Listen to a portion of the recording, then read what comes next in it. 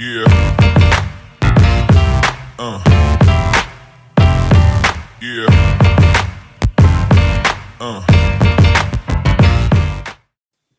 What is good? What is happening? Welcome back to the Dynasty Gambit. It is good to be back. Oh my Lord. Going for two YouTube channel after a week off. I don't even know how to even talk at this point. Guys, I am Fantasy J over there on Twitter. We are here tonight to talk free agents and the fallout of free agency with my co-host Kyle Sinra at Sinra Says and Brian at Vandy Grad over there on Twitter. Fellas, how are you doing this evening? And are you ready to talk fantasy fallout? Oh, yeah. I mean, I don't want to ramble too much because we have so much to talk about. So I'm just happy to be here with Brian, with Gator on the Dynasty Gambit. Brian, how are you doing tonight? Well, I'm just glad to be back after missing last episode. And between this and March Madness, it's keeping me pretty busy, certainly. Right on.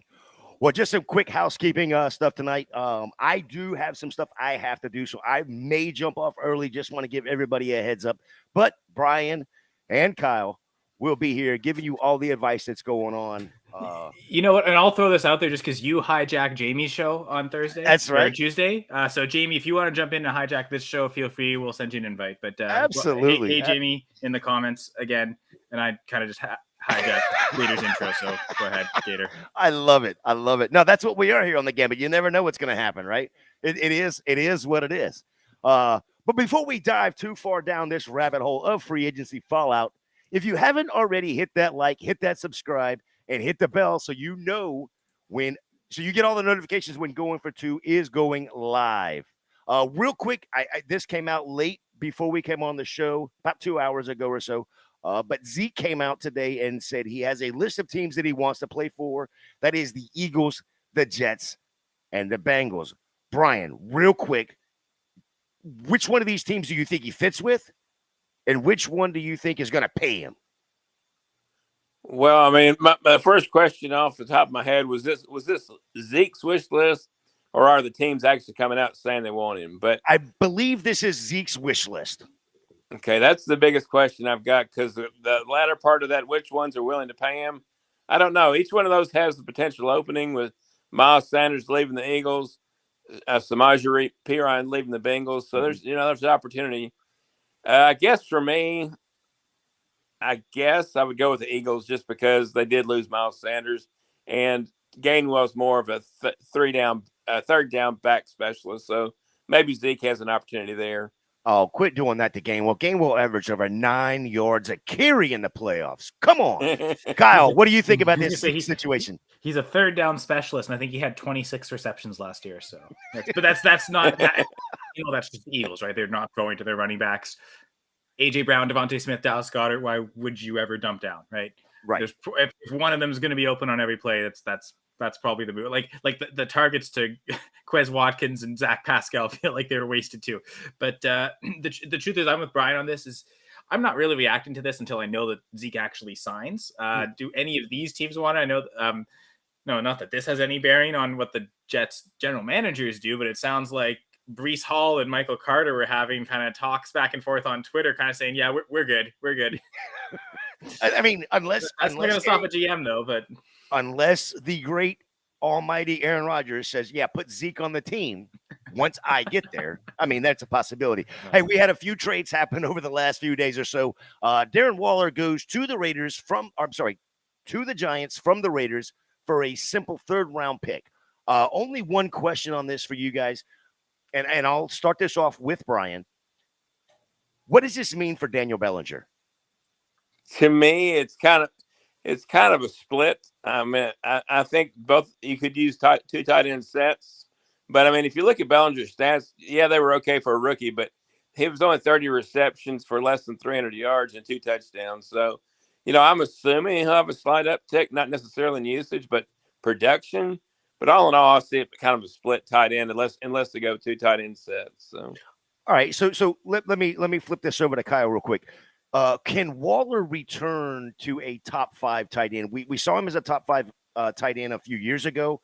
Can he do that with a Daniel Jones-led Giants team?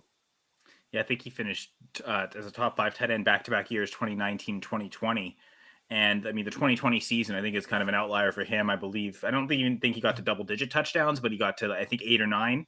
And like that's, I think that, any other season that almost doubles his career high in every other season. So looking at that 2019 season, the fact that he was tight end 3 with 3 touchdowns is maybe the only encouraging thing. Because I think that going to the Giants, the biggest downgrade for him is, well, I guess this with the Raiders, Josh Jacobs run heavy, Saquon Barkley run heavy in terms of he can score a lot of touchdowns. So, and also Daniel Jones, not the greatest at throwing touchdowns.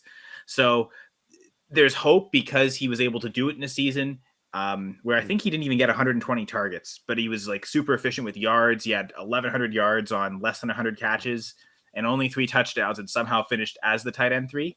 Now, a few things happened that year too. Mark Andrews missed a few games, and I think points per game was basically right there with Waller. So, it was, he had the touchdown, just not the 1,000-yard season. So they were kind of the yin and yang of completing each other. As long as Lamar Jackson's still on the Ravens, Andrews appears to be the target alpha. That back in 2019, he wasn't. That was still Marquise Brown leading the team in targets. So that's one guy that's kind of moved up into that top 3 that in top 5 that could prevent it. Goddard was playing behind Zach Ertz that year. TJ Hawkinson, I think he was a rookie. So if I had to bet, I would bet no, just because I think the ascension of those 3 in particular are going to prevent him from reaching the top 5. Not to forget, of course, Kelsey and Kittle, who were the top 2 tight ends back in 2019, already ahead of Waller. And I don't think he's not going to pass them. I don't think so. And if Kyle Pitts ever figures it out, I mean, you're looking at tight end 6 and 7. So I would guess no, but I don't think it's impossible. One last thing on Waller. I don't think it's 31 now. Hang on one second, Brian. Hang on one second. Okay. I don't think it's going to be hard for him to get top 10. Nope. But reaching that top 5 is going to be the issue, if that's what you're saying there, right, Kyle? Yeah, exactly. I think it's just there's too many names at the top. And it's not even for him. It's just I think you'd have too many guys needing to fall down for him to be to regain that top 5 status. Right on. Okay, Brian, I'm sorry. Go ahead. Oh, you're perfectly fine. It's my fault. One couple of last things to take into consideration. Waller is 31, and he's been dealing with injuries the past couple of years as well.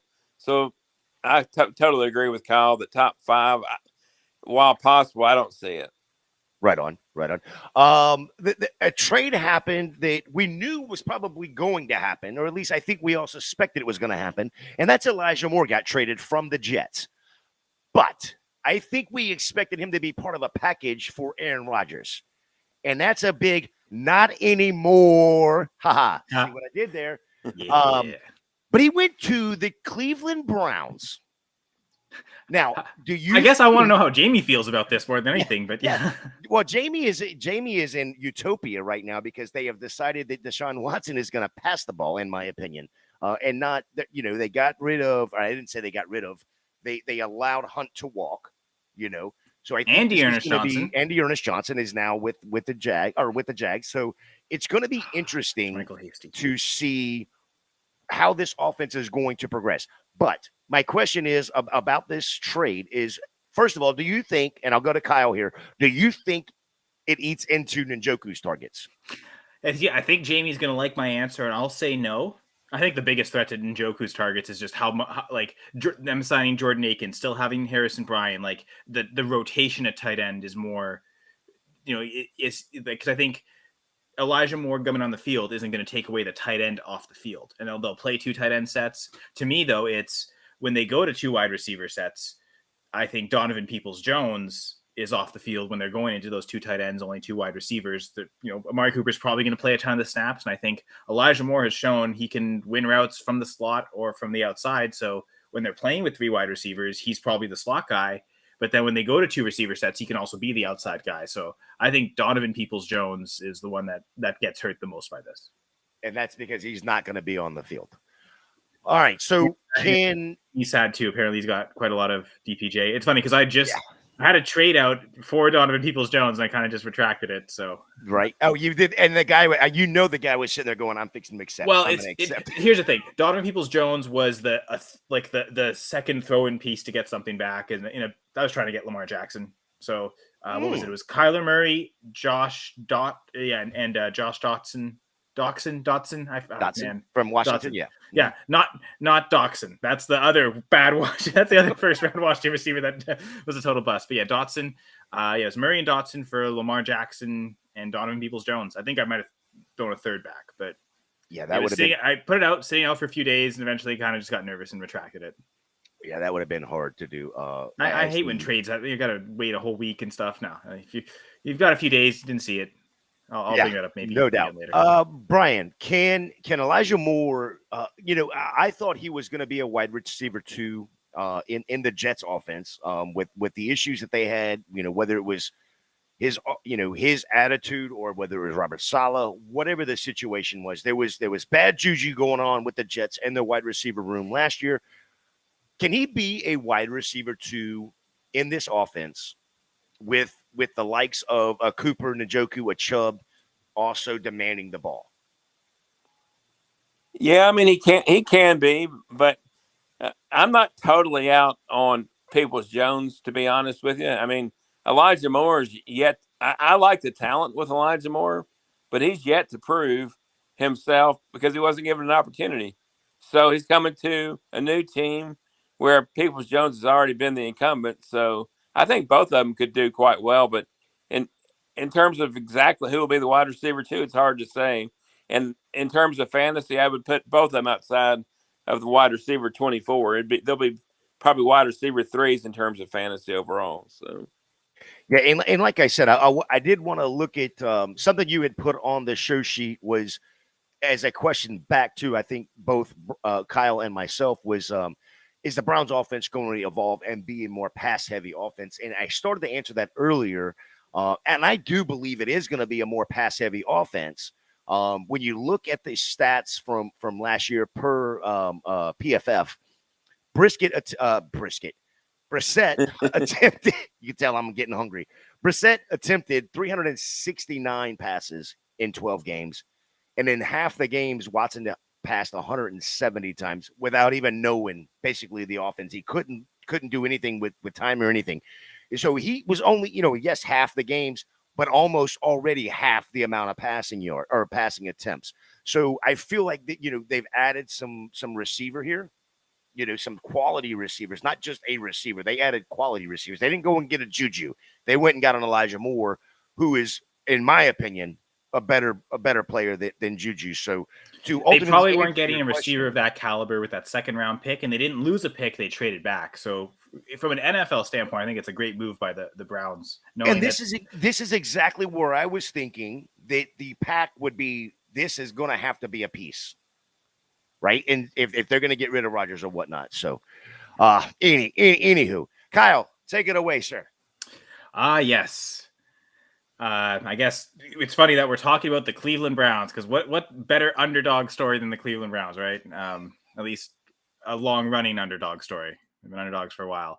Sorry, Brian, gonna cover your face here a little bit, but there is a promo code that you can use to join Underdog as part of the going for two outreach with Underdog. You can also scan the QR code, which is on the screen again, covering Brian's beautiful face. But sorry, we'll get back to that, folks. The moneymaker. But if you want to participate in that money making, use the promo code GF2 or the QR code. And if you join Underdog with that promo code or that QR code, Underdog will double whatever you deposit, up to $100. So if you put in that 100 with the code, you will get an extra 100. And you'll have 200 in your account to use right away. I guess I was gonna say you can't. Baseball's done with the World Baseball Classic, but there's a baseball season. I almost forgot. How could I? NHL playoffs, NBA playoffs, golf. I think the Masters is like 2 weeks away, right? Everyone wants to bet on that. So yeah, tons of great betting opportunities, and of course, we are a fantasy football show, channel, website. You could do best ball drafts, and what better underdog story than drafting that late round? I like Donovan Peoples-Jones last year, right? Would have been great for best ball, just the spike weeks, the big yardages, and you never know when to play him. But you can always be drafting on Underdog. So again, use the promo code GF2, like it says on the hat. for those watching on screen.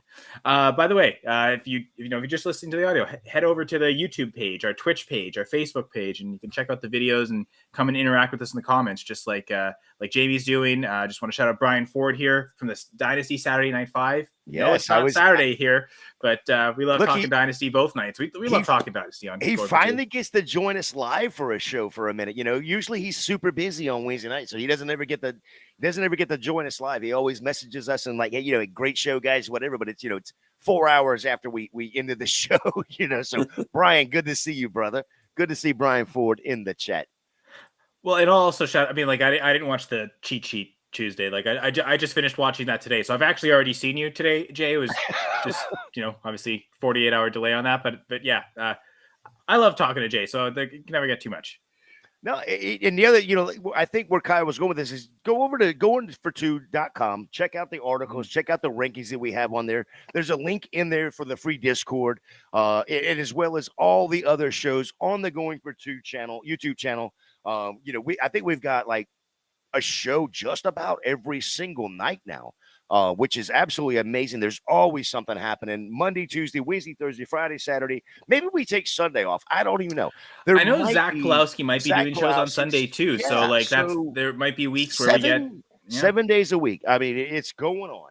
It's going on Going for Two. Let's get back into this. Brandon Cooks was traded to Dallas. Sorry, Gator. Just what do you guys think of this comment by Jamie? I did put it up, but we didn't actually address it. 10th round. Now, I guess, is that Dynasty?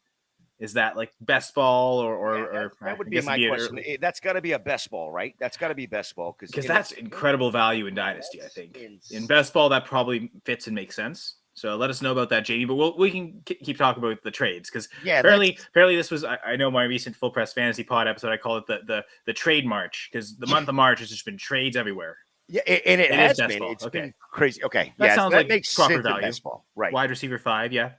Yep. He has a Brandon Cooks was traded to Dallas. We know Dak can support 2 top 20 wide receivers. He's done it with Lamb and Cooper. Question with this one is Cooper.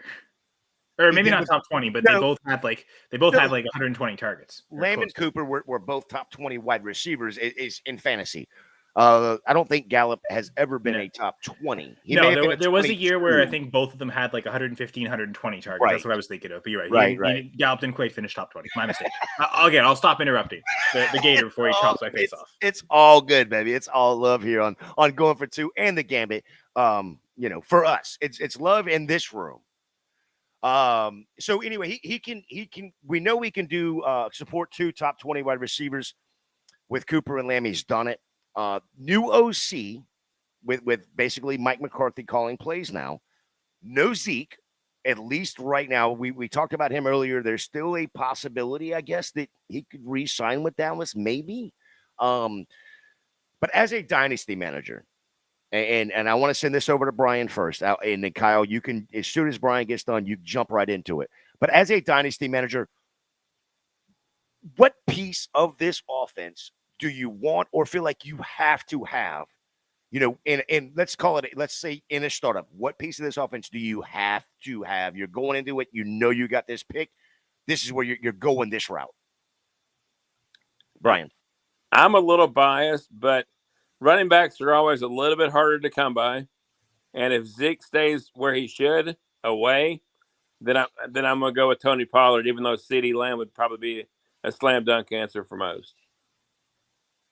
Kyle? Is it the way to get around a restructure? Okay, we're cutting you, and then he doesn't like what the other offer, so let's re-sign you to a cheaper offer. It's not quite a restructure; it's a new contract with some dead cap from an old one. But yeah, I don't see that happening. Apparently, Dallas isn't on Zeke's list, so it doesn't sound like he's interested in going there. Truthfully, so it's funny because one of the things, with the offensive coordinator hire, and then what Mike McCarthy said, he felt, even though I know Jacob Sanderson, I guess now your former co-host on my Fantasy Intervention, he's mentioned this, how Dallas was already kind of a middle of the pack, like run rate team. Like they weren't really a pass heavy team, but yet McCarthy seems to want, he seems to get the impression that they were and really wants to reel it back. But I also wonder if that's gesturing to Jerry Jones, because he knew the plan this year was cut Zeke, sign another receiver, invest pieces into the passing game. So that's what the management's doing. So I almost wonder if that's more of he's talking to management when he's saying he wants to be more run heavy. So get me players that fit that more, and then it's not. So I think that maybe those initial fears with Dak, I think it's what it's done to me is it's kind of solidified it as Superflex startup, knowing how hard it is to get quarterbacks. If I'm sitting at that end of that first round, the top 8 and Watson's gone, you can't get Chase and Jefferson. What's that next move? I know I'm in a startup where that next pick after is Bijan, but I think Dak to me is maybe the pick I'd rather have, and I think this solidifies it. The floor is not going to bottom out on it. He's going to have enough pass attempts, and with Cooks, maybe the upside on the deep passing will be there to help the touchdowns, and maybe his rushing floor that he used to have isn't quite there, but maybe the fantasy ceiling, maybe not quite top 5, but I think to maintain as a top 10 quarterback. I've got a bit more confidence in Dak right now because of this. Yeah, and I do not disagree with you. I actually love the fact that because when I first posed this question, I was like, okay, they're gonna say a wide receiver or the running back or whatever. I was really hoping one of you, and thank you, Kyle, for doing that, was bring up Dak because again, I led the question off. He's supported 2 top 20 wide receivers before, and at this point, I think that Dak can still be, like you said, a top 10. And it's showing even before the Cooks trade, he was going top 10, top 15, top 12. He was going in the first round of most startups, especially if it was Superflex. But even in most leagues, he was going not one QB, of course, but he was going in the top. So real quick, because it's Dallas, I do want to hear. What about Daniel Bellinger with the and you know what? Screw it. I'm not going to even talk about Daniel Bellinger. Kyle, what were you going to say? Well, I'm curious what you guys think, because part of why I didn't answer a receiver, like I didn't answer it was Cooks, or I didn't say, Cooks opens up for Gallup, is who do you think's the wide receiver 2 on Dallas this year? Because I'm kind of torn between the two. I'm going with Cooks because he provides a unique area in terms of speed. Gallup is more similar to Lamb than is Cooks. So I'm going wide receiver 2 being Cooks. The one thing I think this maybe helps Gallup is maybe he's better cast, because it seems like Dallas has tried to use him as the deep threat to stretch the offense. And now I wonder if he profiles more as an X receiver, or not X receiver, a wide receiver, whatever, the contested catch kind of guy that isn't going to be your deep threat all the time. I guess that is the X, right? Like the possession receiver, quote unquote. Yeah, I still see Lamb as wide receiver 1 in the offense. I see Cooks as being wide receiver 2, but like you were saying, as the field stretcher, because you can, at least from what I have seen on tape, I don't watch a ton of Dallas games, but from what I see on tape, the CeeDee Lamb routes are very, very, very similar to the Gallup routes. Right, they're crossing. They're not deep shots for the most part. I mean, you'll get a deep shot here and there, but for the most part, they're the 7-yard ends, the 7 yards outs, the crossing patterns, the slants, that sort of thing. Whereas Cooks is going to stretch the field. What does that do? I think that opens it up for both Gallup and CeeDee Lamb. I guess they kind of almost tried to change Gallup's role last year by replacing, like, making Noah Brown the deep threat. Maybe that was because here's the thing with Gallup. I think like he is right now at 13 months removed from his ACL surgery, because I believe it was delayed on his injury in the 2021 playoffs or end of the regular season. Right. And it got delayed until after the Super Bowl. So he's like, this is now when he should be starting to come back and feel like normal Michael Gallup again. So I also think, not to overreact to last year, how bad he was, thinking that he'll be a lot better this year.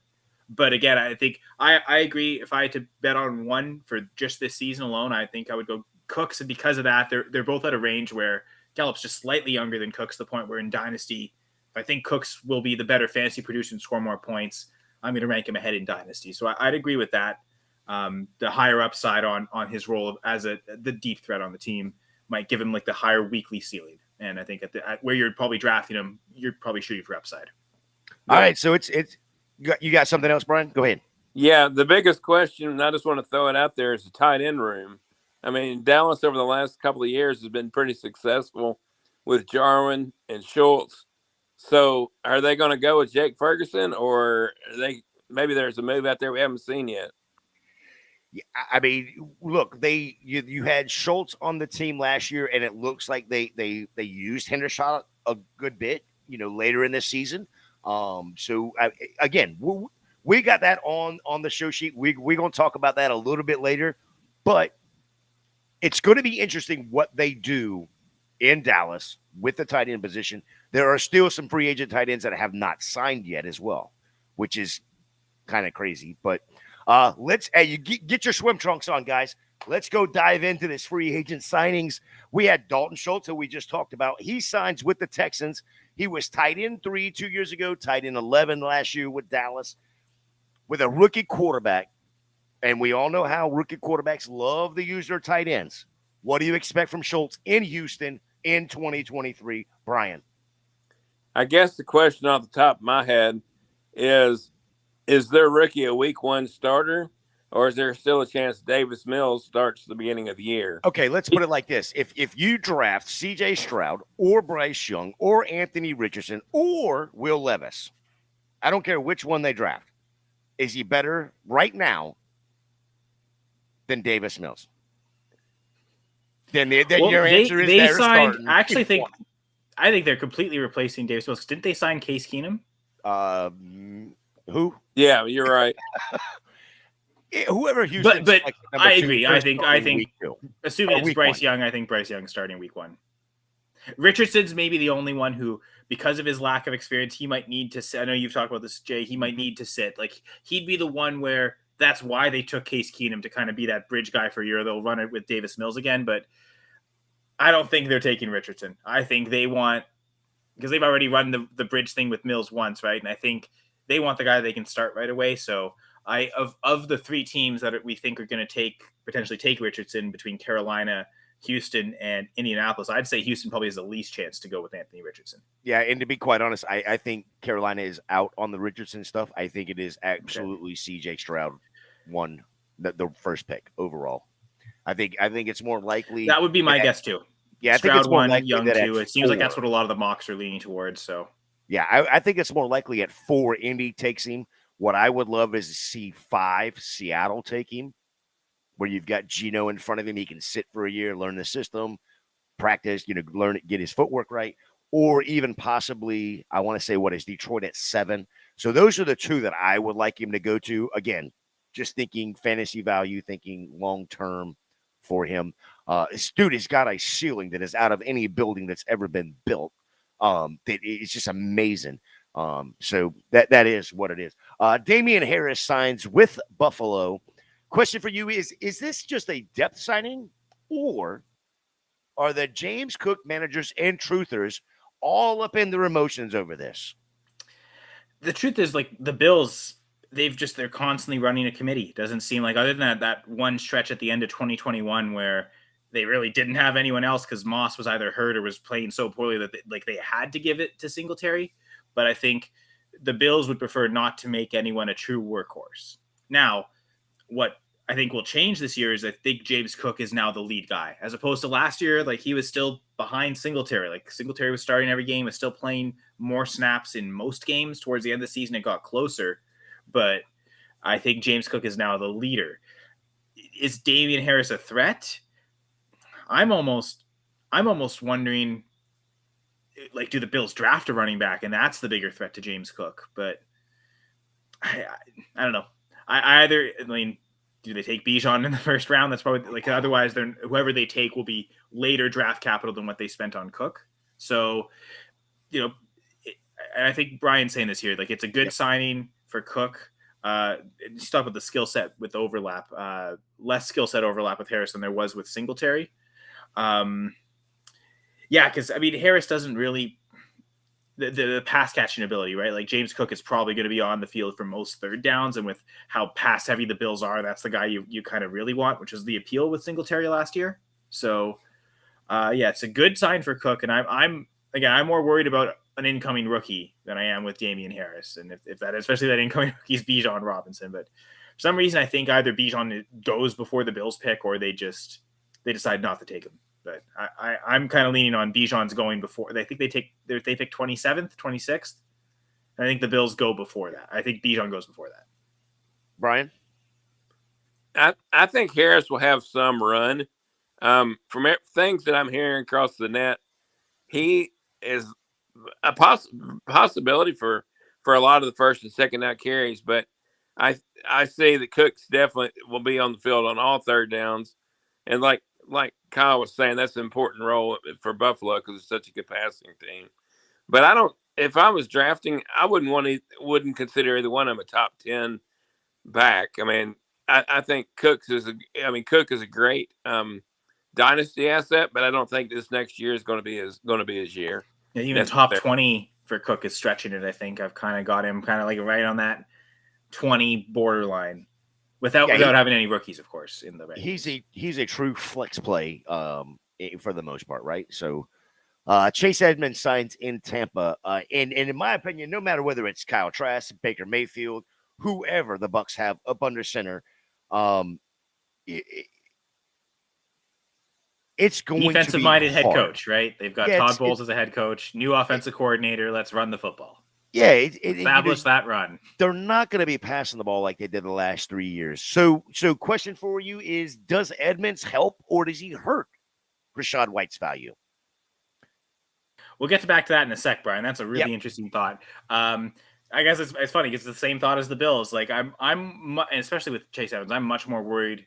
And I think with White is because he was a third round pick. So the Bucs could in theory take a guy in the second round, and it's okay. That's more draft capital that we spent on White. So I'm more worried about a rookie coming in. I don't know. I've never been a big Chase Edmonds fan. And I think the one thing is they both have similar skill sets in that, good in space, good pass catchers. In a sense, I really like it because this doesn't take away Rachaad White's touchdown upside, as limited as it is in this awful offense. I would imagine he gets the first crack at being the goal line guy because Chase Edmonds has never done that in his career. Like that's very few inside the 5 opportunities. Most of his red zone touches have actually been receptions. So that's, I think, I don't know. I think Rachaad White's just the better version of what Chase Edmonds is. And what I was going to just to add on to that, as a Bucs fan, I actually like this move because I think you take Rachaad White, like you said, Rachaad White and Edmonds both have a very, very, very similar skill set, and you're adding a veteran to teach him the way to do it. And I agree wholeheartedly with Brian. This is the worst time of year to sell running backs because their value might peak during the season. But Rachaad, like the guys you think might be at risk of a rookie are the ones to sell right now. And I think Rachaad White, one of my more highly rostered running backs, someone that I have been in a couple leagues trying to sell unsuccessfully thus far, but going to keep trying.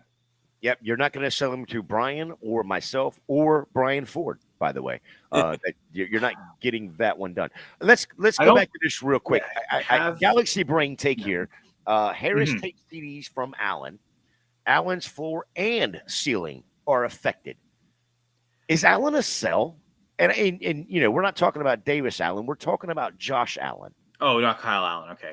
Not Kyle Allen. Yeah. Brian, what do you think about this?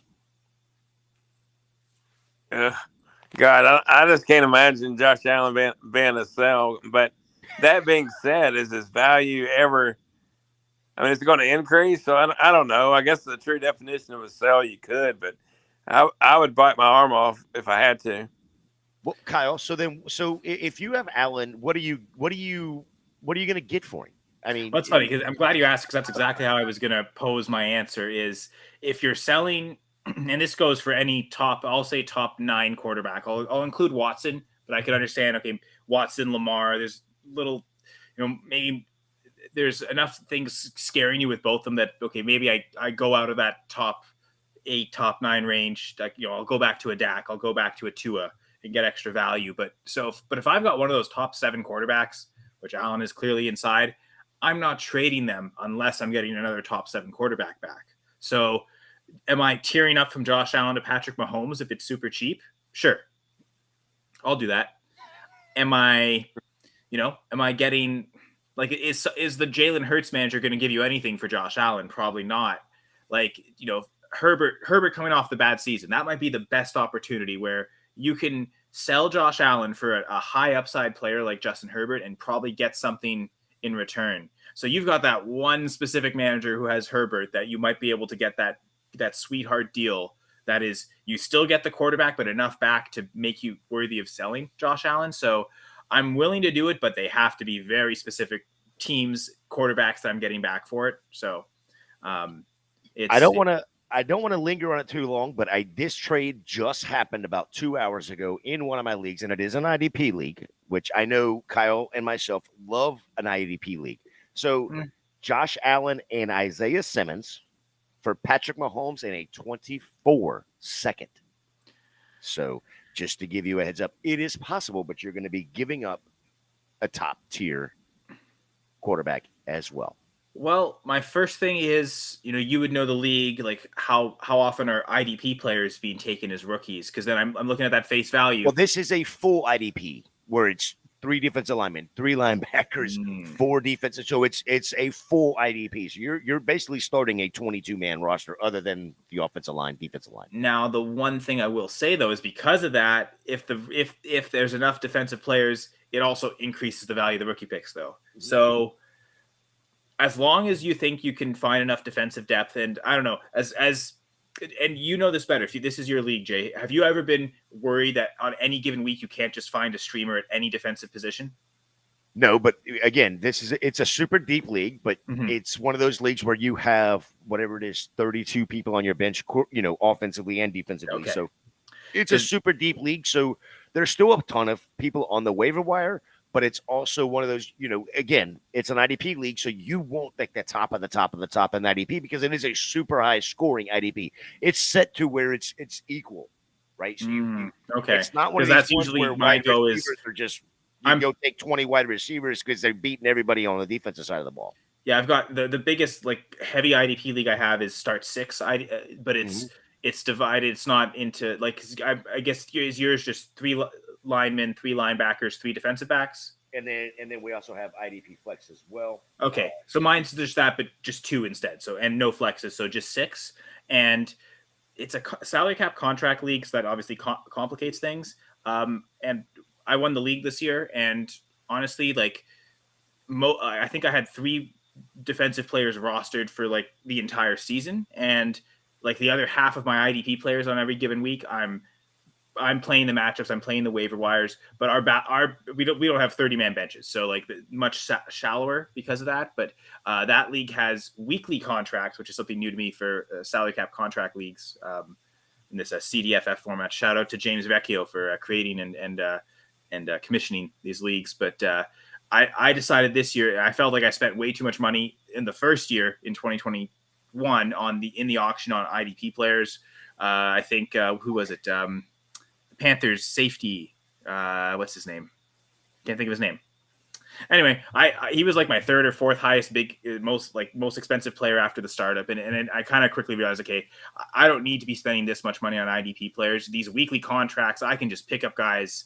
So I've kind of cut all the big contracts. The 3 I have left are Khalil Mack, Eric Kendricks, and who's the other? Someone else, but they're all $1, $2, $3 per year. They're super cheap guys that I can fill spots in the regular season. Maybe not guys I want to play in the playoffs, but right. And that worked. I won the league, and I think a big part of it was I was just chasing the matchups. But again, it's knowing the context of how deep those IDP players go. I guess so. Isaiah Simmons, I guess it depends on how the points are distributed, but he puts up a lot of tackles, right? So I'm guessing he's going to be an every week starter in terms of an IDP player, right? And I think in the IDP leagues, you're going to find somebody in that second round. Again, this is 2025, so it's moved back, 2 full draft years, basically. You're going to find somebody in that second round. Or, again, it's a pick. You can use that to get more capital or for another player as well.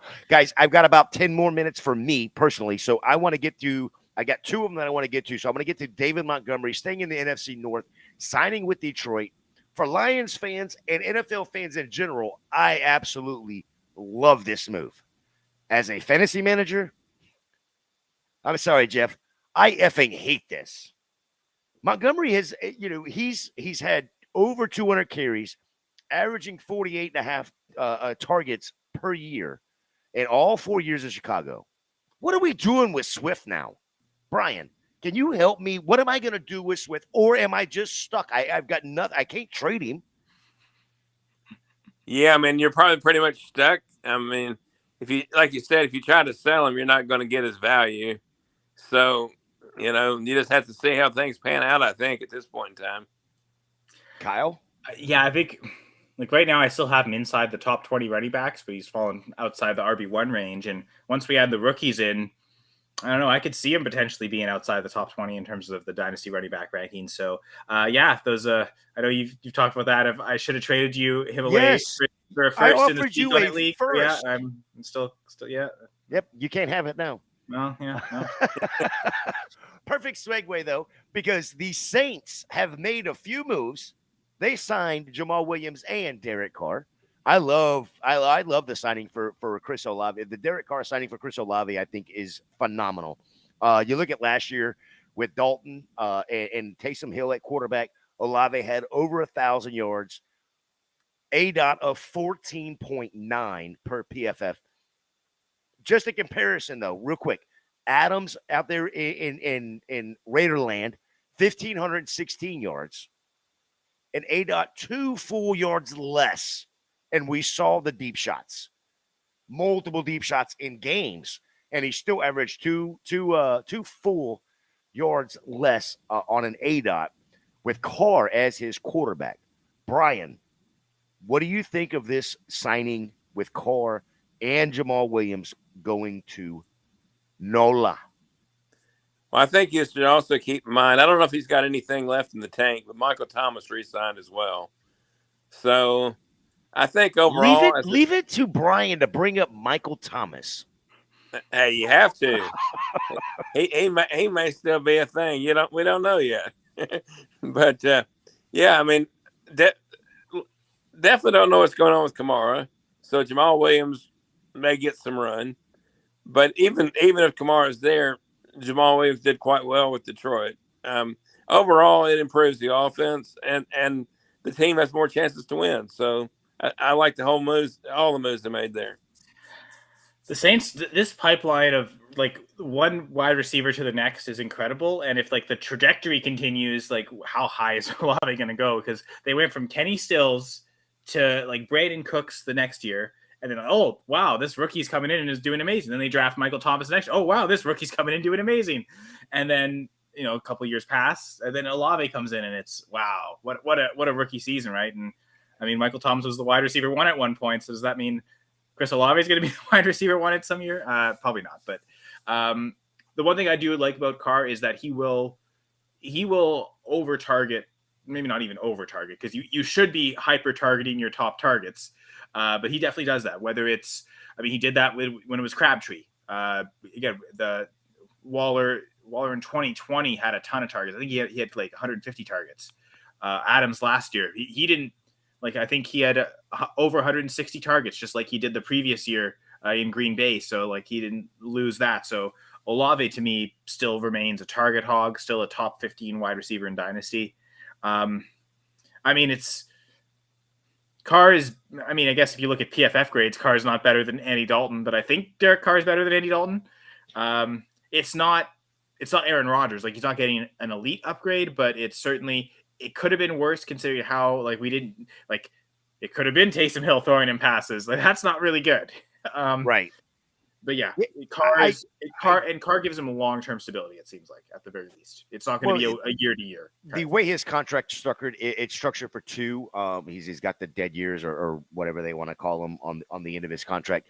I want to give the Saints a shout out right quick, at least their medical staff, because, unfortunately, Foster Moreau was there visiting, and they found out that he has Hodgkin's lymphoma. He is stepping away. Really, as a fantasy manager, he wasn't as impactful in the fantasy industry, but he's still a human being. So give it up to the Saints right there, their medical staff, for at least finding that. And I honestly think with Carr and then of course the Foster Moreau situation, I think it's going to be Juwan Johnson's season. We saw Derek Carr hyper target, when healthy, Darren Waller. And I think this can help not only Chris Olave with having that, even if Michael Thomas is there or not, but having that underneath, Jawan Johnson there. I think that might be a sneaky little pickup. You could probably get him in startups. You could probably get him in like the 9th, 10th, 11th round, somewhere in that range. Maybe even later, depending. Yeah. Right. And it's funny because at first I was thinking, oh, but it's Johnson Waller. But I think the comparison is actually apt because I think they're both kind of, converted wide receivers. Yep. And, late bloomer, especially for Waller. So, for Johnson, he's been in the league a couple of years and again, a 2-year contract alongside Carr. Getting with him at this, I think it's a 2-year extension he got with the Saints. So, I think top 20 dynasty tight end for me. There you go. I think I had him ranked there before anyway, but yeah, I might, like Mike Gesicki, for instance, who just signed with the Patriots. Would you rather have Jawan Johnson or Mike Gesicki? Oh, Jawan Johnson for sure because of the situation. I mean, if for instance, if Tom Brady was still in New England, right? I mean, what are we talking about? It's Gesicki all day, right? But you look at the situation, it's Mac Jones. Mac Jones, at least in my opinion, still wants to push the ball down the field. Whether Jawan Johnson as a tight end can maybe allow that more than most tight ends because of, again, converted receiver fast enough that he could be sort of a push down the field type of weapon. The other side of that coin is... Sorry, Gesicki, I mean, yeah. I was going to say, the other side of that coin, though, is you just got Juju, who is going to take up some of those underneath targets from Gesicki. That's what Juju does. He runs the 7-8 route or 7-9 route, or doesn't run the 7-9 route at all. He doesn't run either one of them. Yeah, playing in the slot, playing over the middle. Yeah, his route tree is like 5 yards and hit me. Right, so you'll probably replace Jacoby Myers' role last year for sure. Yeah. I guess even just looking at the tight end position, right? Hunter Henry being there complicates things for Gesicki. I think a lot more than Adam Troutman does for Jawan Johnson. I think at this point we've been waiting for Troutman, but I think Jawan Johnson last year, because there was a couple games where he was a healthy scratch, Troutman. So I think Jawan Johnson has completely surpassed him as I'm the clear number one tight end. I mean, unless you count Taysom Hill. But yeah, I think the further we get away from Sean Payton, I think the further we get away from the Saints heavily relying on Taysom Hill. I think especially because now they have their more solid quarterback. To be fair, I mean, Taysom Hill threw 19 passes last year, and he didn't really catch any passes. Like he was basically an extra run. He was like a fullback, not with a fullback body, but that's basically what he is. He was a running back that took the ball from under center. Guys, I have to jump off here shortly, but I want to leave you two with this question. I'm gonna feed you this question, and I will see it tomorrow as soon as I jump on. Jimmy G and Jacoby Myers both signed with the Raiders. Did the Patriots just move west? Guys, have a great night. I want to hear the answer to this question. Everybody in the chat, Brian Ford, Jamie, love you guys. Enjoy. Bye, Gator. For Kyle. See you there, Brian. Love Bye, you guys. Gator. Take care. All right. Boss is gone. We take over, Brian. Hey, here we go. So I want to take the Raiders and Boss is back. Let's go back to my first question for this is going to be: we were talking about tight ends and Raiders. We just talked about Moreau. We just talked about Waller. Who is their tight end now? They just signed 2 tight ends. I know OJ Howard was one. There was another one too. I'm pulling that up right now. Austin Hooper. Okay. I haven't seen OJ Howard's contracts, but Austin Hooper signed a 1-year, $3.5 million contract, which is not that far off. That I guess New England West is treating contracts similar because that's basically what Gesicki got from the Patriots. 1 year, $4.5 million instead of 3.5. That extra $1 million for Gesicki, probably that extra athleticism. Okay, well, you get that $1 million more, but I don't know, between Hooper and Howard, like I don't know how do you distinguish? Like is there a tight end one there even? I'm going Hooper. He was pretty successful with the Titans last year at times, so I'd have to go Hooper. Howard's always been that guy in the rough, that diamond in the rough that has 1 or 2 good games, and then he goes and disappears for the rest of the season. So for consistency's sake alone, I'll go with Hooper. Yeah, I don't know that you're even going to get much consistency from Hooper, but I'll agree that would be the one I'd rather draft. I think they're both basically boom or bust just because of how many targets Adams, and I guess answering Gator's question, Jacoby Myers comes. And I think the biggest complication is Myers or Hunter Renfrow, because they do seem like similar receivers. Now, this move, Josh McDaniels reuniting with Myers, kind of makes me think McDaniels thinks Myers is better than Renfrow. And that might be all that matters in terms of playing time and ultimately production. Whether we think Myers is more talented than Renfrow is probably irrelevant to what McDaniels thinks. So my first inclination was, okay, this isn't a great spot for Myers, but I'm kind of, Waller being traded, maybe Renfrow will be phased out. I'm kind of buying into, okay, Myers might be able to get 100, 110, maybe even 120 targets like he had with the Patriots. I believe Mac Jones' rookie season, he had over 120 targets. I don't think he quite gets there with Adams on the same team, but 100 targets I think is certainly feasible for Myers. Well, my big thing here, not that Jimmy G is great, but I think at this point in their career, he's better than Mac Jones if he can stay healthy. And so in some ways, Myers has not been, I'm not a huge Myers fan to begin with, but that being said, I think in New England, having to be the alpha receiver was not his cup of tea. So I think he could actually benefit from being more of a secondary receiver to Adams that opens up the field a little bit more. So I don't mind the move at all. I think it actually benefits him.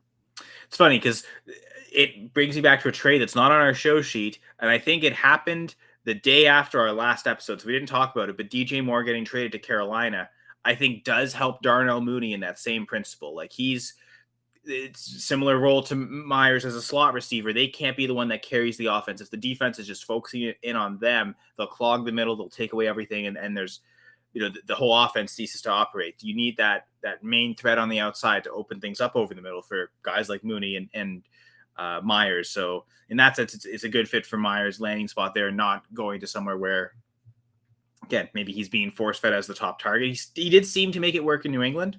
The touchdowns weren't always there, but solid floor. And I could see maybe that being the same thing. Like Myers is probably not giving you too many 20-point weeks, but he'll get you close to double digit on most weeks, I think. I really like Mooney this year as well. I'm a Mooney owner, and he battled injuries last year, and he battled trying to be once again the wide receiver one. Now that he's got more, I think he'll benefit just as much. I think more so actually than even Myers. I think if I had to draft him, I'm going Mooney over Myers, but that's just me. So Mooney and Myers, though, the wide receiver 2 is on their team clearly with the Adams and DJ Moore, and then that. And I think I would agree with both of them that Claypool and Renfrow are the wide receiver 3 on both of their respective teams. I think I probably do like Claypool to a certain extent more in the touchdown upside, especially that what if the Bears can use him as the Steelers kind of creatively used him. That's not all going to be from Justin Fields' arm, because you can't always rely on that heavy touchdown numbers. They're a bit what we were talking about with Darren Waller and Daniel Jones, how much the teams, whether it's the running backs or the quarterbacks themselves, can run and get those touchdowns. And for the Bears, maybe part of that rushing touchdowns is Chase Claypool. So he might have if it's best ball, I might prefer to go Claypool over Mooney because he might have more spike weeks. But setting lineups every week, I want to chase the targets, and I feel like Mooney's going to have more targets than Claypool. So we hacked the show, Gator. We took a chat topic that wasn't on the show sheet. I guess the one thing I want to say about Garoppolo, in that it's funny because Full Press Raiders managing editor Terry Biggs, again, I'm with Full Press Coverage, so shout out to that family that I support. But he was pretty excited about Garoppolo, and I think for him, though, it's not really much of a statistic or fantasy thing. It's the playoff success, right? He's brought a team to a Super Bowl. He has multiple playoff wins. Derek Carr has 0. So I think more than the stats, Garoppolo, better yards per attempt. He's kind of always been there, the higher in the league, over average, but also so few attempts. Is that going to maintain with higher volume? I'd imagine Garoppolo has a career high in passing attempts. I actually want to look that up. I don't even know what that is, but I would imagine, and this is probably the worst defense he's ever played on, right? Oh, I'm sure. Yeah. So yeah, has he even thrown 550 attempts in a season? I would say no. I'm going to look this up. You're probably right. He's never even thrown 500 attempts, 476 in 2019. Wow. Now, that's literally his only fully healthy season where he played every game. He did have 441 in a 15-game season in 2021. But yeah, I think he eclipses 500 passing yards and might be his best fantasy season just because of volume, not necessarily efficiency. Obviously, throwing to Devontae Adams is great. I think as great. I mean, he's had some talented receivers, but this probably is the best receiver he's ever thrown to. Oh, I'm sure. And then if you think about it, getting to 500 would only be, 16 games at 32 pass attempts or something like that. So you're not. Yeah, it's an extra 3 pass attempts per game, right? Yeah. He might hit 550 if the Raiders are forced to throw that much. Like, how much did Carr throw last year? I felt like it was not quite 600, but yeah, as a team they had 586 pass attempts. So maybe Garoppolo doesn't quite reach that, but I think it'll be certainly a career high. I throw it out there for 550 probably. 550 does seem attainable and reasonable, even if he hasn't quite come close to that yet. But yeah, different team context, of course. Exactly. And he's got a chance to be successful. I like some of the moves he made. Yeah. I mean, losing Waller does hurt, but gaining Myers, that's targets over the middle. I guess in the aggregate with the tight ends, they're not spending a lot, but they've got the bodies at tight end to kind of make that work. Yeah, no, I can dig it too. What may happen here is with the tight ends' success dropping, that both Renfro and Myers may be bigger parts than we expect. Yeah, they're not running 2 tight end sets if they have to put both OJ Howard and Austin Hooper on the field, right? Like they're going to go into those 3 wide receiver sets, which, to be fair, fairly common with the 49ers. So something Garoppolo is used to, having the more spread out offense, always having the slot receiver on the field. Considering Myers' skill set and them coveting him, you'd imagine they want to play him in the slot as much as possible, which means you probably need 3 wide receivers on the field as much as possible. I don't know. Can Renfro thrive as that outside guy, or do they need another piece? I guess, is Mac Hollins still under contract? I'm not sure, to be honest. Yeah, I'm gonna look that up too. Man, the live show research, right? Yeah, well, exactly. We have to have some on-air research for sure. But if Hollins is still with the team, he had some good success last year. Oh, he signed with Atlanta. That's right. Yeah. Okay, so now Mac Hollins isn't there. So yeah, so that might be their one. Maybe the Raiders, draft a receiver, and as a rookie, they come in and they play the Jameson Williams role, where they're out there and they catch 1 pass all season. One thing I was looking at today, it was really an active free agency period. I was, there's a lot of under the radar type moves like that one there. That just a pretty busy year this year. A couple running backs at the end too. Devin Singletary with the Houston Texans, Ronald Jones with the Dallas Cowboys. Do you have much faith in either of those players moving to Texas? I think I prefer Devin Singletary here, but I'm a little bit more of a Devin Singletary fan. It's funny because something Brian said earlier, I wanted to bring it up back at this section, Malik Davis season, right? Like Ronald Jones being signed by the Cowboys, I don't think does anything to Tony Pollard. Again, I've said this twice already. Tony Pollard's biggest threat is them drafting a rookie. And again, they might be the team that takes Bijan. But I think that's the bigger threat to Tony Pollard. To me, them signing Ronald Jones means I think Malik Davis is the backup running back of the Cowboys and not Ronald Jones. Ronald Jones just sounds like another healthy scratch to me. Yeah, or he's the third guy. He's the third guy that, well, hope he can learn to play special teams eventually. I don't think he does. But yeah. So Singletary and Pierce much all year. So you saying you're obviously like Singletary more than Jones, but like, do you think he usurps Pierce as the lead back for the Texans? Like, how do you think that backfield will look?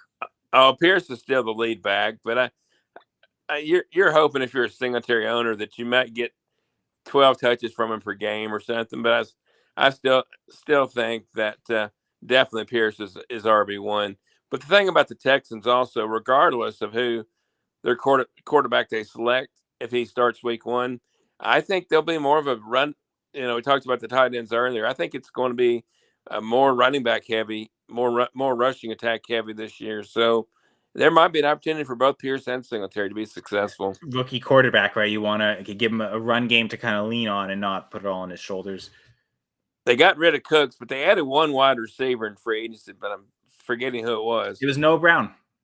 Noah Brown. Yeah, I saw that. And Robert Woods, actually, that happened kind of. I was thinking He was cut earlier so that he was able to sign before the free agency period. So that was kind of one of the earlier free agent signings and team changes. But yeah, I like right now, I think Nico Collins is the wide receiver one on the team, which to me, like they're pretty primed. Well, I said this earlier. I think they'll take a wide receiver with the 12th pick, and they're taking their franchise quarterback, and they'll pair him with their franchise receiver with the very next pick, just 11 picks later. Yeah, that's was going to be my question to you. I do think that it's Collins right now as wide receiver one. So, heading into his third year, he'd be a guy that I'd kind of want to draft late if I could in a startup. Yeah, I'd draft him over every other receiver on the Texans, redraft or dynasty, for sure. And obviously tight end, because that's not a team you ever really want to invest the tight end in. I guess the one thing for Pierce is that Singletary is a better running back than anyone he had to compete with last year. So he might lose carries, but I think especially he loses a lot in the passing game, which, loses a lot. I think he had 30 receptions last year. I don't see him going over that. Like, I don't think he's going to expand his receiving role as a second-year player. He might be able to maintain that right around 40 targets, I think. But he probably maxes out there. So I don't love it for Pierce. I don't necessarily hate it either. Like, I agree with you. Like, if I'm having to take one in Dynasty, I'll take the second-year guy still in his rookie contract as opposed to the second contract running back that got $3.5 million over 1 year. So, yeah. But it's not an awful spot for Singletary. I think I would have preferred if he had stayed with Buffalo. But if he was going to leave Buffalo, there probably weren't any other places. He's probably buried clearly as a backup, where this might end up being almost a 50-50 committee. Yeah, it could be. I think it's a wash effect on Pierce. I don't think it's positive or negative, like you said. And Singletary will come out okay. I wouldn't mind him still having him for bench depth. Near the end of the year in bigger leagues, like a 14-team league, I had to start him pretty consistently. I don't know that I'll start him at the beginning of the year right now. But yeah, no, for sure. You wait to see what the role develops in. And Buffalo was a great offense because of how many points they scored. That's the hesitation with Houston here. So Jamie, and I don't love this name, right? Like it's not as creative. Fat Lenny. His last name starts with an F. Could we not do Leonard Fatnet? Leonard Ford Fat. I don't know. Like, there feels like there's better ways to make puns with it, but apparently I said both of them out loud and neither sounded great. So maybe Fat Lenny just rolls off the tongue better. But where will he go? Where do you think Leonard Fournette ends up signing? Oh God, could he go to the Bengals? Yeah. You get the first running back taken in the 2017 draft, and the guy that before his assault on a poor innocent person was maybe expected to be the first running back taken in that draft. So that'd be funny that they both end up together on the Bengals. Yeah, no, that's interesting, right? If Zeke rejects the Bengals, no P Ryan right now, they could use a backup running back. One thing that appealed to me about the Jets landing spot for Zeke is same thing we talked about a couple weeks ago when I was talking about my Breece Hall, or I guess you weren't on the show, Brian. So I could ask you this. I traded my last Breece Hall share away. And part of it is to, the torn ACL guy, especially at running back. Like, I don't have any Javonte Williams, no Breece Hall. I've got one Kyler Murray share left. Obviously, that's not a running back. But the idea of those torn ACL guys that feel like they're going to miss time this season, I kind of want to avoid feeling like there's bye-win opportunities maybe later. So if Breece Hall doesn't start the season, maybe he starts the season on the PUP list, or he is inactive the first couple weeks. Fournette goes to the Jets. He's in line for at least for a couple game stretch to get some opportunity, and maybe that there's some high value leverage in a couple of key spot start games for Fournette. So the Jets might be the most appealing spot for that. Or he follows P Ryan to the Broncos with the same principle of who's replacing Javonte Williams early in the season. And that's kind of could be the ironic thing for semi-fat Zeke is that he names his list of teams, and those teams decide they can get Fournette instead, maybe cheaper. So maybe he's named his teams where Fournette's going to go. Which fourth overall running back do we want? Exactly. Who's cheaper? That's the only thing that matters there is who's cheaper between the two. I would go with the cheaper of the two. they're both equally in shape. So I think they do a lot of things like Fournette's always been. It's funny because we keep calling him Fat Lenny, but his thing was always his speed, right? And I guess he's kind of lost that a little bit. But neither are like receiver like pass catchers, but they both catch so many passes just because the sheer volume of plays they play. Like they're dump off options to the max. Like they're not running routes downfield to get those receptions. Everything's a dump off. So in a sense, that'd be good with the Jets. With if Aaron Rodgers does in fact get traded there, do we have that news yet? Seems like we've been waiting for. I was gonna say 2 weeks, but maybe 2 years for that announcement. So yeah, exactly. Totally agree. For any hockey fans, this does kind of feel like the Jacob Chikrin thing, where, obviously Green Bay is a way better team than the Arizona Coyotes. Oh yeah, but still, it's. I mean, is it really going to ever get done? This deal, I don't know.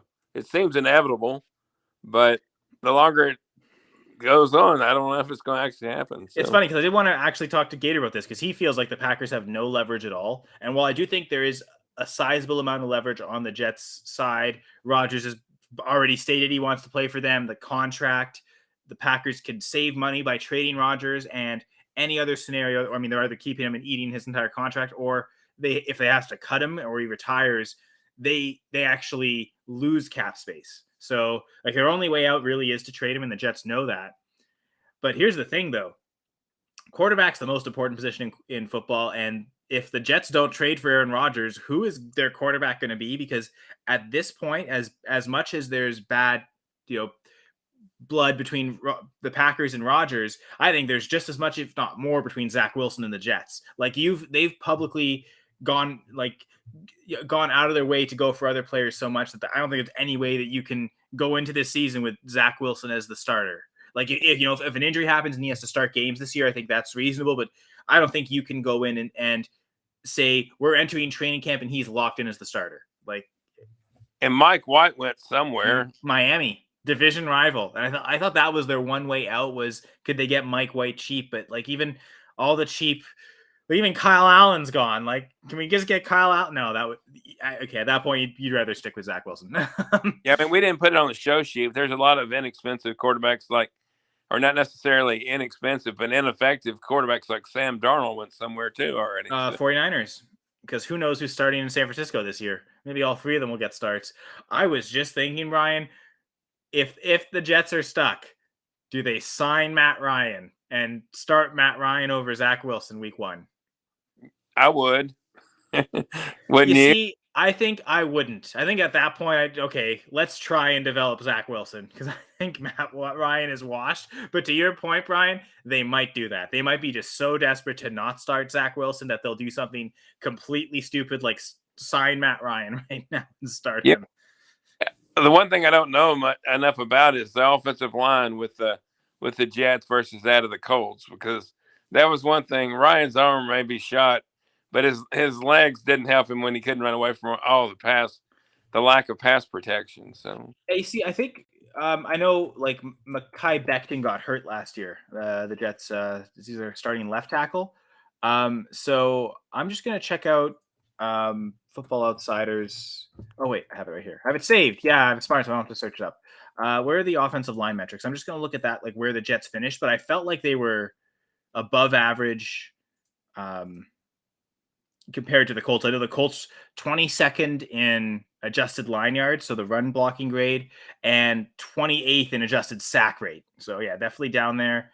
The Jets are actually the Jets were the worst run blocking team last year, 32nd. Wow.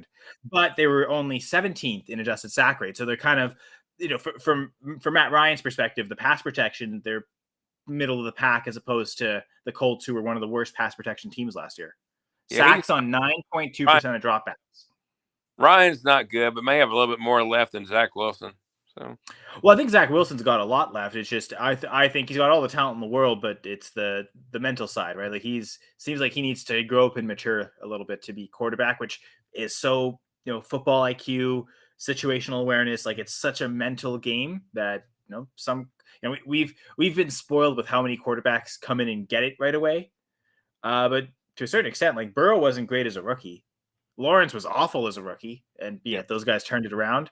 Now, I don't think Zach Wilson was the prospect that either of those two were. So I don't think he's completely done either. But yeah, just all to say, like, I think the Jets have to pay a first round pick for Rodgers, right? Like this will be the greatest quarterback that's ever played for this franchise.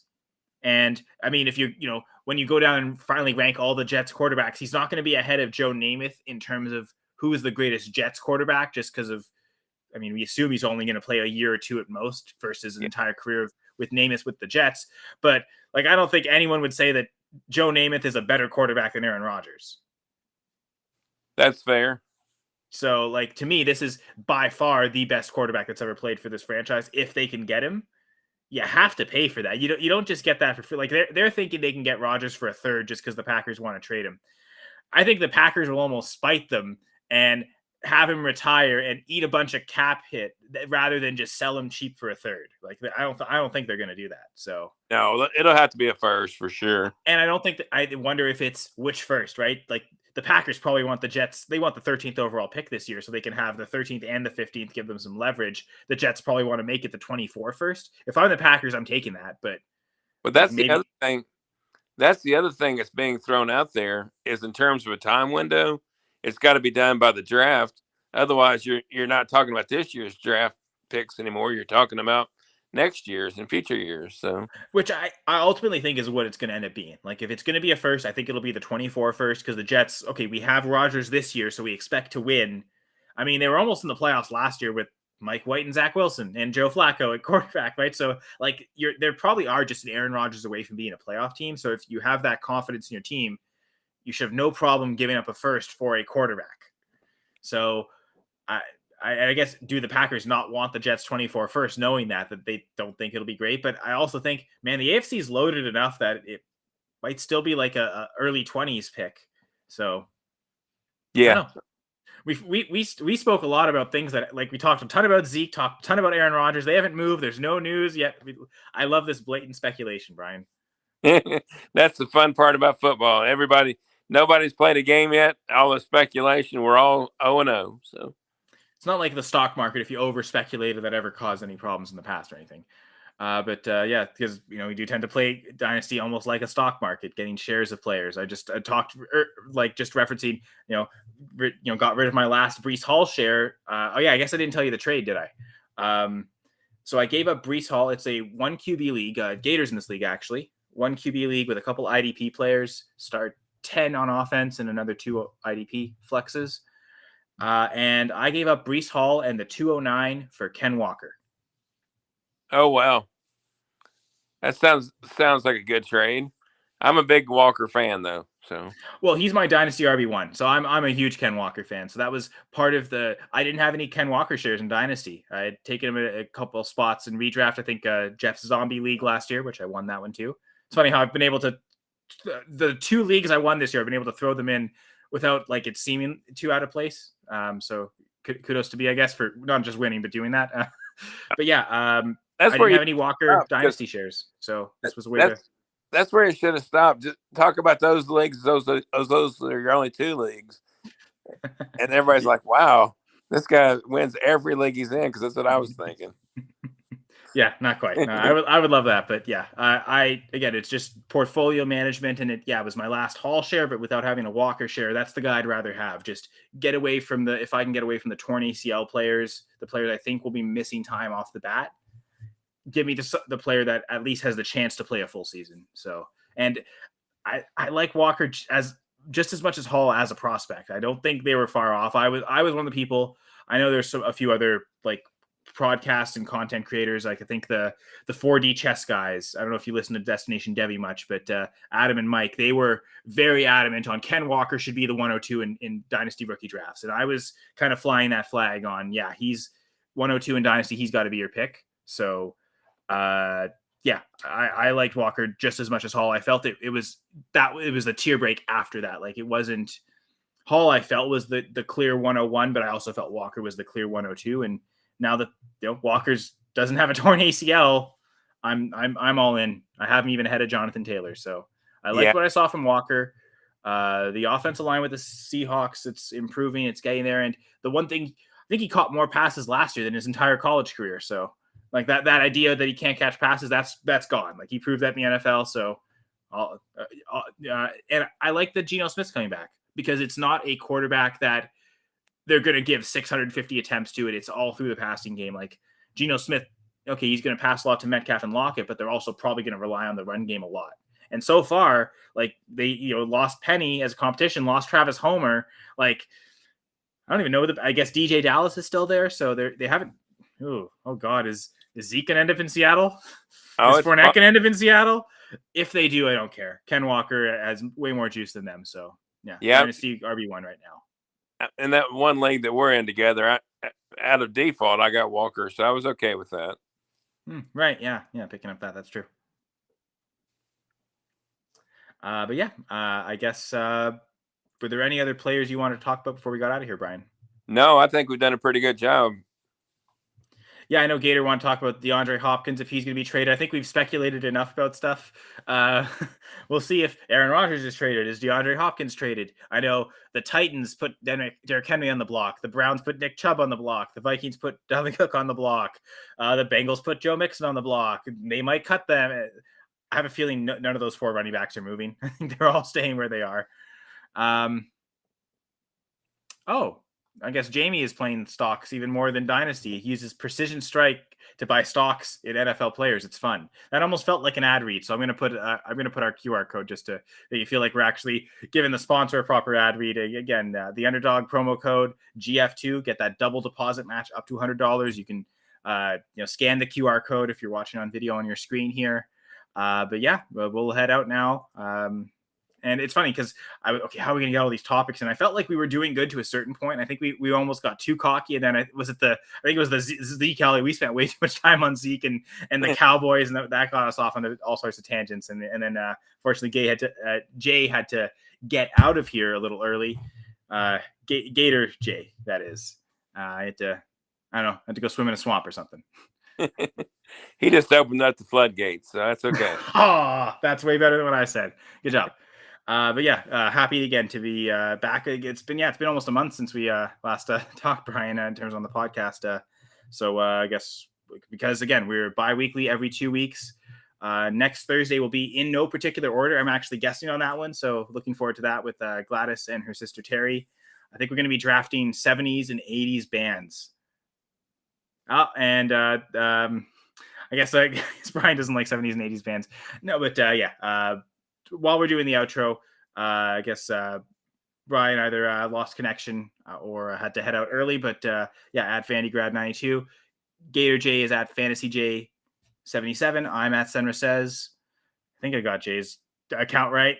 I really need to read these better instead of trying to do this off the lid all the time. But on my lid, you can see the Going for Two hat. All the great Going for Two merch is available at goingfor2.com/store. You may as well check out all the rankings and articles on Going for Two as well. Brian's back just to give his final words for the audience. Yeah, sorry about that. Y'all can always look for me at VandyGrad92 on Twitter. Like they were saying, we've got daily content here with Going for Two. So always to be on the lookout for all that. So, and appreciate you, Brian. Appreciate Jay. Appreciate Jeff for giving us this platform.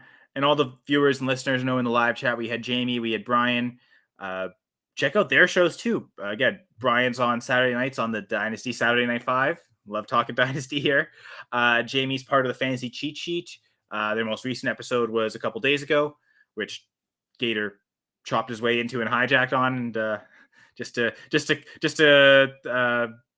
I guess it was complain about Jacoby Brissett more than anything. And that's funny. Apparently Jamie likes all Cleveland players except Baker Mayfield, which is fair.